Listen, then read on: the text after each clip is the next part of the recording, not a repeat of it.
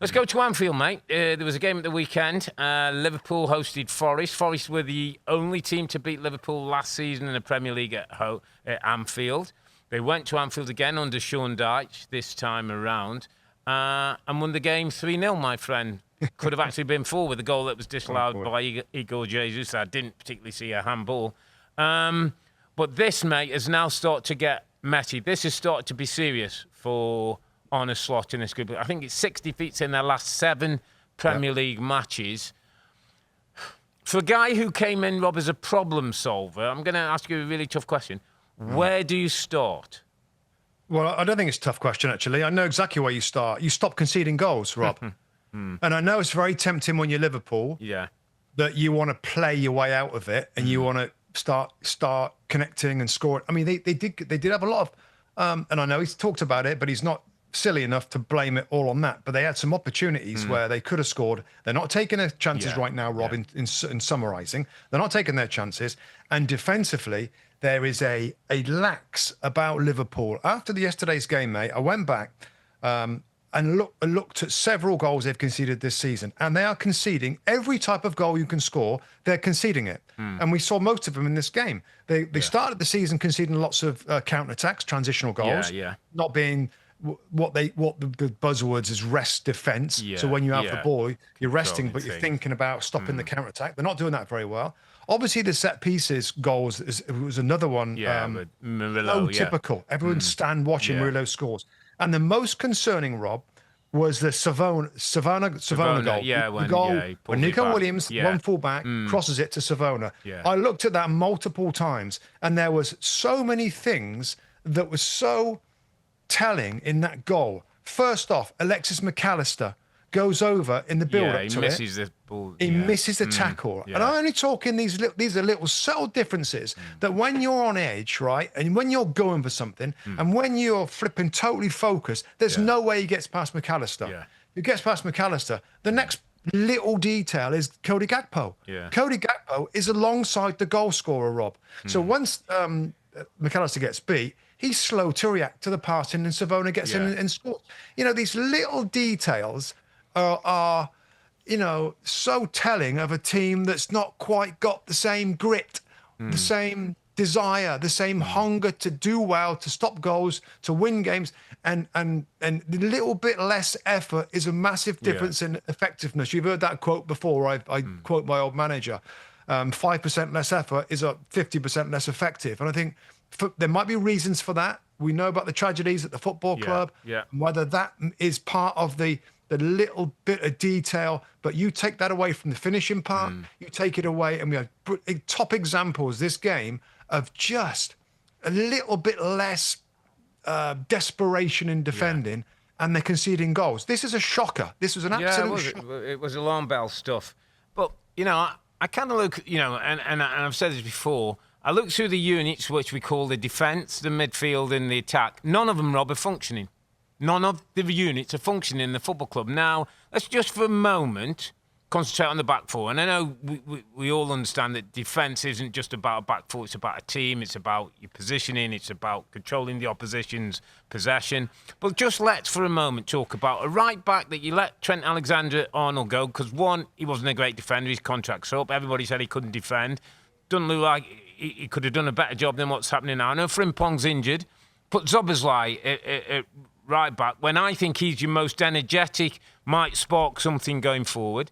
You've got a problem with left back with Kerkez, who comes in and hasn't quite settled. Let me stop you there on Kerkez, Rob, and please let me just come in quick. Kerkez did nothing wrong in this game. He did nothing wrong. Had a good game. Was good on the ball. Got substituted late on. Andy Robertson embarrassingly beat for the 3rd goal. So when everybody thinks that Robertson should be playing, look at that 3rd goal, how he got beat inside. Kerkez did nothing wrong in this game. And I think sometimes people are very quick to, and I'm not saying you now, but you mentioned Kerkez, and I want to jump on it because people, and I know he hasn't looked great, but he had a reasonable game for a left fullback. Robertson comes on and got beat on the inside, and that's the 3rd goal. Amari Hutchinson. But listen, I'm just saying to you, we've got a question mark on the left back. I think there's a question mark about the relationship as much as his ability with Van Dijk. You've got a centre-back pairing that's gone to Pot Canate. Looks like he's done, mate, to be honest. And I don't know whether waiting to sort his contract out is affecting him or whether he's going to be one of those who's going to move. I look on the bench, Rob, and I say, there's a fella there who's been at the football club for 10 years and probably should be at some point an underappreciated performer. Joe Gomez has played every position in Liverpool's back four. And if I was wanted somebody who I just know is consistent, is going to defend, might not be the best footballer, I'd put him in my team. I'd stick him in my team, Rob, to get some of those clean sheets. He could play right back. Play right back and get Zoboszlai in the position he wants to play. And just, as you say, pare back some of our quality, the flair, pare back some of our, let's just go let's go to the clean sheet system, and then we've got plenty up top that can get goals. That's my back four line. The other thing that came out of this game, Rob, was Alexander Isak got the vote of confidence to start. We know it's a huge fee. We know the circumstances in which he's come.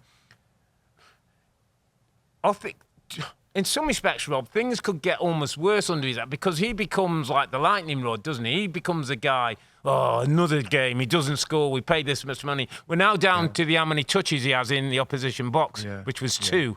He had no shots on target. Yeah, he looks like a deer in the headlights at the moment. Nothing. My note on Isak was very quiet and offered nothing. I think he was taken off. Taken off, 68th minute, didn't he? Yeah. So he's really struggling to settle, to feel comfortable, to feel important. At Newcastle, he was a top man. He knew he was a top man. The team knew he was a top man. The fans knew he was a top man. They gave him the ball whenever they could. It's different. If you look at Isak, he looks for the ball, and there's other good options. It goes out to Salah. It goes out to different players. And he looks a little lost at the moment.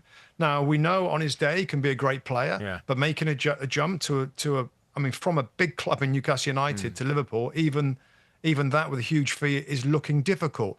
We've heard the manager say before, Rob, he wasn't fit. And then Arne Slot said, now you can start judging him. He plays, he gets injured again. So, this was... He has a history of being a little delicate. We said it lots of times. We've seen it this season. Maybe it's going to come. Maybe we're going to see him in his sweet spot for 5 or 6 games. Maybe he'll get injured again. Maybe he'll go on. At the moment, that's doing nothing for the team. No. Ekitike looks bright, comes on. I think in his first touch, you think he beats somebody down the outside, whips across him, does more. So that's something that Arne Slot's got to figure out.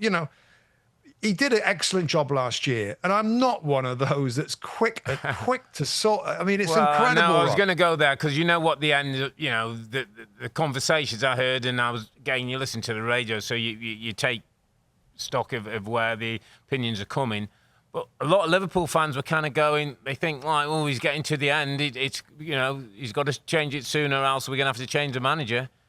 He came into the team last year. The team was going nowhere. The Jurgen Klopp thing was over. They were spent in many departments, and he kind of put them back together again. Didn't do a lot.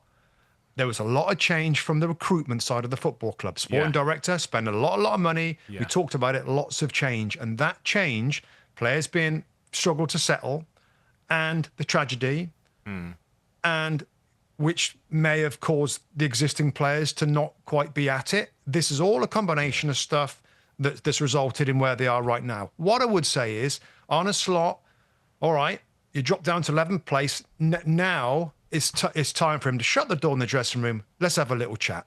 And he's got to remotivate, a little bit like Unai Emery has done at Aston Villa, when they started as flat as a pancake, and he somehow, over the weeks, slowly turned them around to get the excitement going again, which we'll mention. He's on that path now, Rob.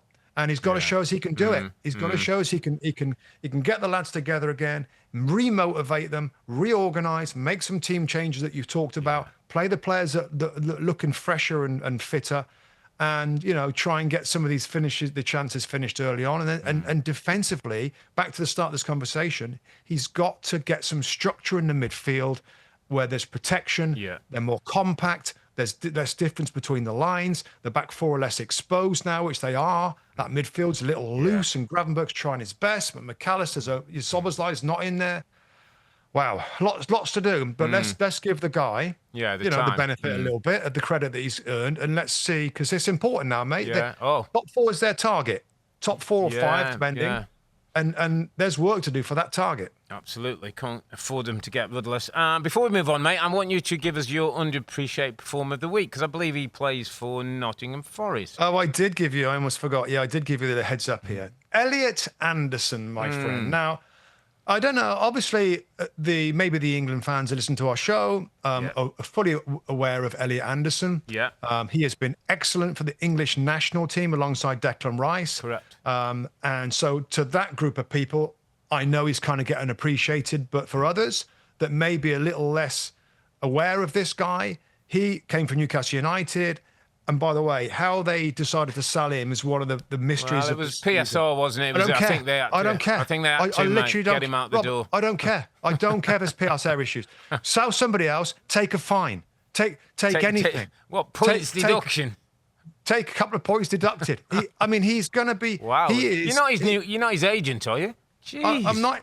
Yeah, but Rob, you as a player in the same position as me, he is another Declan Rice. Ooh. He's another huge quality. It's a big shout, mate. It's a big shout. I know it is, but I'm talking about reliable, determined, brilliant attitude, great injury record, great mentality.